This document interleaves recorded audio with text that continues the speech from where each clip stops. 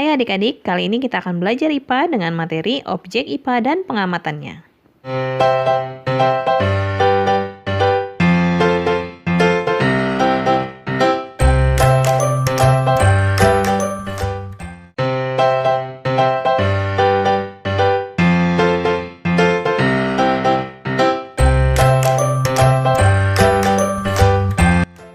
Nah, yang pertama akan kita pelajari adalah objek ilmu pengetahuan alam.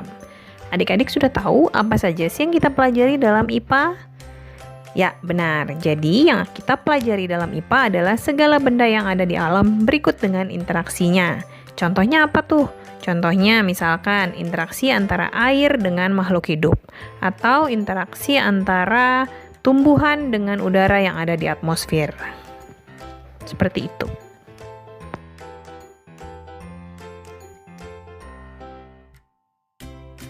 Selanjutnya kita akan belajar mengenai pembagian ilmu dalam IPA. Yang pertama, fisika yang mempelajari tentang unsur-unsur penyusun alam dan gaya yang bekerja di dalamnya. Selanjutnya ada juga ilmu kimia yang mempelajari mengenai penyusunan dan perubahan zat-zat. Lalu ada juga ilmu biologi yang mempelajari mengenai makhluk hidup. Dan yang terakhir adalah geologi dan astronomi yang mempelajari lapisan penyusun bumi, atmosfer, serta antariksa. Selanjutnya, kita akan belajar mengenai pengukuran. Apa itu pengukuran? Pengukuran adalah kegiatan membandingkan suatu besaran yang diukur dengan alat ukur yang dipakai sebagai satuan. Sementara besaran sendiri apa? Besaran adalah sesuatu yang dapat diukur. Nah, kalau satuan itu adalah sesuatu yang digunakan sebagai pembanding dalam proses pengukuran. Ya, jadi adik-adik harus bisa bedakan antara besaran dan satuan. Lalu, kalau begitu kita harus tahu juga apa saja sih alat-alat yang digunakan untuk mengukur dalam proses pengukuran. Dan apa saja sih besaran-besaran serta satuan-satuan yang akan kita pelajari dalam ilmu pengetahuan alam. Nah, sekarang kita akan belajar mengenai besaran dan satuan pokok. Besaran pokok adalah besaran yang merupakan hasil dari pengukuran, bukan merupakan hasil perhitungan atau operasi antar besaran ya. Contoh misalkan panjang. Panjang itu kita peroleh dengan cara mengukur dan dengan alat ukur, bukan merupakan hasil dari perkalian atau pembagian antar besaran ya. Jadi ada 7 nih besaran pokok, yaitu panjang, massa, waktu, kuat arus listrik, suhu, intensitas cahaya, dan jumlah zat. Seperti yang tampak di tabel, adik-adik bisa lihat ya satuan-satuannya masing-masing. Nah, selanjutnya kita akan belajar mengenai besaran dan satuan turunan ya. Kalau besaran turunan itu adalah besaran yang merupakan hasil operasi dari besaran pokok dengan besaran pokok lainnya. Contoh yang nomor 1 itu adalah luas. Luas adalah hasil dari operasi perkalian antara panjang kali lebar, di mana lebar dan panjang itu sama-sama satuannya meter. Panjang dikali lebar, meter dikali meter, maka satuannya adalah meter persegi. Nah, adik-adik bisa simak besaran turunan yang ada di tabel dari 1 sampai 10 ya.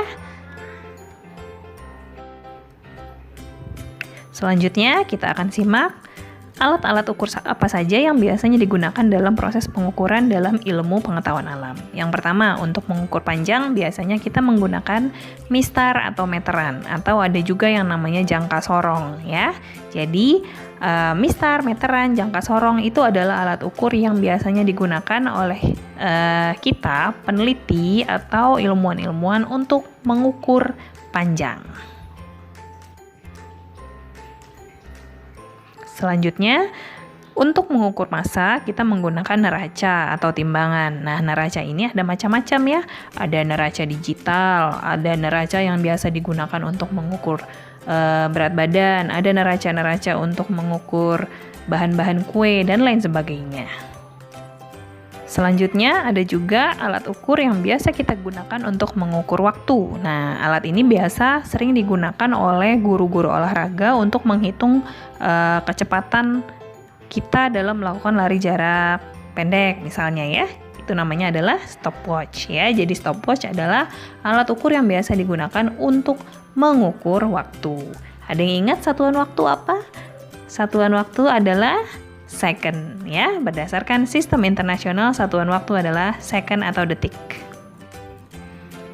Selanjutnya alat untuk mengukur suhu atau temperatur ya. Nah, ini biasanya banyak digunakan oleh dokter atau perawat-perawat untuk mengukur suhu tubuh kita ya. Namanya adalah termometer. Nah, termometer juga ada banyak nih macam-macam. Ada yang digunakan untuk mengukur suhu tubuh, ada yang digunakan untuk mengukur suhu ruangan, dan ada pula yang mengukur cairan atau suhu makanan ya. Selanjutnya ada juga alat yang biasa kita gunakan untuk mengukur kuat arus ya, namanya adalah ampermeter. Satuan kuat arus listrik itu adalah ampere. Jadi, alat untuk mengukur kuat arus listrik kita namai ampermeter ya. Mungkin alat ini masih jarang kalian lihat karena biasanya ampermeter ini digunakan untuk orang-orang atau para ahli-ahli yang menguasai listrik. Berikutnya kita akan belajar mengenai satuan ya. Jadi satuan itu terbagi menjadi satuan baku atau satuan standar dan satuan tidak baku. Satuan baku adalah satuan yang diakui secara internasional, biasa disebut sebagai Satuan Internasional atau disingkat sebagai SI ya. Satuan internasional tadi bisa adik-adik lihat di tabel besaran dan satuan pokok tadi ya. Contohnya, kalau panjang satuannya meter, kalau waktu satuannya second, kalau arus listrik satuannya adalah ampere. Nah, itu adalah contoh-contoh satuan baku atau satuan standar.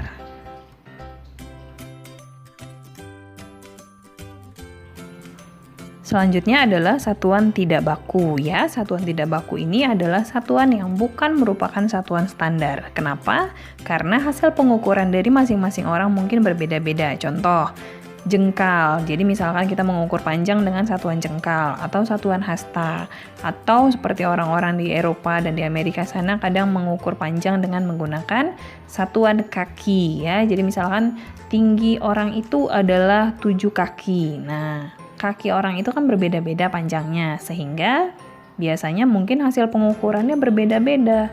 Kenapa? Karena jengkal, hasta, atau kaki setiap orang ukurannya berbeda-beda. Itulah sebabnya mengapa disebut satuan tidak baku.